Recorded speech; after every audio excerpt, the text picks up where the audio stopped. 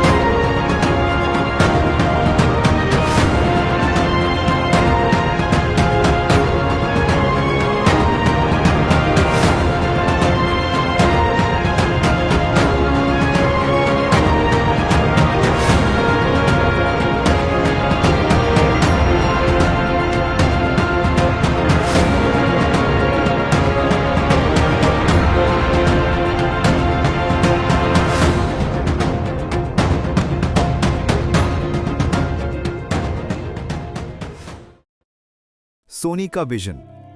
तो थोड़ा बैकग्राउंड समझते हैं। जब मार्वल सिनेमैटिक यूनिवर्स सक्सेसफुल हुआ, हर स्टूडियो को लगा कि वो भी सेम मॉडल फॉलो कर सकता है, और सोनी के पास एक स्ट्रॉन्ग एसेट था, स्पाइडरमैन। सिर्फ स्पाइडरमैन ही नहीं, उसके साथ पूरा एक universe, villains, side characters, spin off potential. तो उन्होंने डिसाइड किया, हम भी अपना यूनिवर्स बनाएंगे। सोनी का प्लान काफी स्ट्रक्चर्ड था। उनका आइडिया ये था कि द अमेजिंग स्पाइडरमैन 2 के बाद डायरेक्टली स्पाइडरमैन 3 नहीं आएगा। इंस्टेड पहले आएगा सिनिस्टर 6, एक विलन फोकस्ड मूवी। ये ऑलरेडी एक बोल्ड मूव था, क्योंकि नॉर्मली विलन साइड रोल में होते हैं, यहाँ उनको लीड दिया जा रहा था। उसके बाद the amazing Spiderman 3, Venom solo film, black cat spin off, Spiderman 2099 और फाइनल गोल एक बड़ा क्रॉसओवर जहां सब कैरेक्टर्स मिल रहे हैं। बेसिकली सोनी अपना अवेंजर्स मोमेंट क्रिएट करना चाहता था। सिनिस्टर 6 का कॉन्सेप्ट काफी यूनिक होता। इसमें विलेंस को एक टीम की तरह दिखाया जाता, थोड़ा एंटी हीरो वाइब, थोड़ा केओटिक एनर्जी। लीडर का रोल हो सकता था नॉर्मन ऑसबर्न का। इंटरेस्टिंग बात यह है कि मूवी में नॉर्मन को डेड दिखाया गया था, बट प्लान्स में उसको वापस लाने का आइडिया था, और ऑस्कॉर्प के अंदर ऑलरेडी हिंट्स दिए गए थे फ्यूचर विलेंस के लिए सेटअप्स। इवन सिम्बियोट का टीज भी कंसिडर किया गया था। अब आते हैं मेन फिल्म पे, स्पाइडरमैन 3। इसका टोन काफी इमोशनल और डार्क होने वाला था। पीटर पार्कर ग्वेन की डेथ के बाद स्ट्रगल कर रहा होता। ये वर्जन ऑफ स्पाइडरमैन थोड़ा डिफरेंट होता, ज्यादा ग्राउंडेड, ज्यादा ब्रोकन। फिर एंट्री होती सिम्बियोट की, और यहां से स्टोरी का डायरेक्शन चेंज हो जाता। सिम्बियोट बेसिकली पीटर के इमोशंस एम्पलीफाई करता, एंगर, गिल्ट, अग्रेशन। वो ज्यादा वायलेंट हो जाता, ज्यादा अनस्टेबल। फिर एक पॉइंट पे वो सिम्बियोट से सेपरेट होता, और सिम्बियोट किसी और होस्ट के साथ बॉन्ड करता। यहां से सेटअप होता वेनम, और उसके बाद वेनम का स्टैंड अलोन मूवी।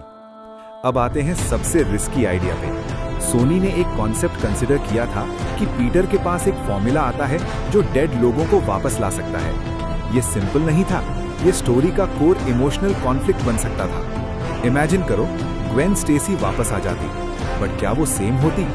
कुछ वर्जन्स में ये भी डिस्कस हुआ था कि वो एक डार्कर एंटिटी बन सकती है, पॉसिबली समथिंग लाइक कार्नेज। अगर ये रूट लिया जाता तो पीटर को एक इम्पॉसिबल चॉइस फेस करनी पड़ती। यूनिवर्स को एक्सपैंड करने के लिए और भी प्रोजेक्ट्स लाइन में थे। ब्लैक कैट, एक morally grey character, Spiderman 2099, future timeline का hero, Venom versus Carnage story line, और इंटरेस्टिंगली सोनी माइल्स मोरालेस को भी फ्यूचर में इंट्रोड्यूस करना चाहता था। मतलब लॉन्ग टर्म प्लानिंग डेफिनेटली थी। अब क्वेश्चन ये है कि अगर प्लान इतना स्ट्रॉन्ग था तो फेल क्यों हुआ? Main reason, the amazing Spiderman 2 expected level पे परफॉर्म नहीं कर पाई। क्रिटिक्स ने मिक्स्ड रिस्पॉन्स दिया और ऑडियंस भी फुल्ली कनेक्ट नहीं कर पाई। इसके बाद सोनी को रियलाइज हुआ कि यूनिवर्स बिल्ड करने से पहले इंडिविजुअल स्टोरी स्ट्रॉन्ग होनी चाहिए। यहाँ से एक मेजर शिफ्ट आता है। सोनी मार्वल के पास जाता है और कोलैबोरेशन स्टार्ट होता है। रिजल्ट, स्पाइडरमैन फाइनली ज्वाइन करता है मार्वल सिनेमैटिक यूनिवर्स और एक नया वर्जन इंट्रोड्यूस होता है। इस प्रोसेस में एंड्रयू गारफील्ड का स्पाइडरमैन कंटिन्यू नहीं होता और ये भी एक बिग व्हाट इफ बन गया, क्योंकि नो वे होम के बाद काफी लोगों को लगा कि उसका वर्जन और एक्सप्लोर हो सकता था। अगर ऑनेस्टली देखा जाए तो सोनी का आइडिया गलत नहीं था। उन्होंने एक इंटरकनेक्टेड स्पाइडरमैन यूनिवर्स इमेजिन किया जो काफी यूनिक हो सकता था, बट प्रॉब्लम एग्जीक्यूशन में थी। प्लानिंग फास्ट थी, फाउंडेशन उतनी स्ट्रांग नहीं थी और एंड में यूनिवर्स स्टार्ट होने से पहले ही कोलैप्स हो गया। और शायद इसीलिए ये स्पाइडरमैन यूनिवर्स एग्जिस्ट नहीं करता, सिर्फ एक कॉन्सेप्ट बन के रह गया, एक व्हाट इफ जो कभी रियलिटी नहीं बना।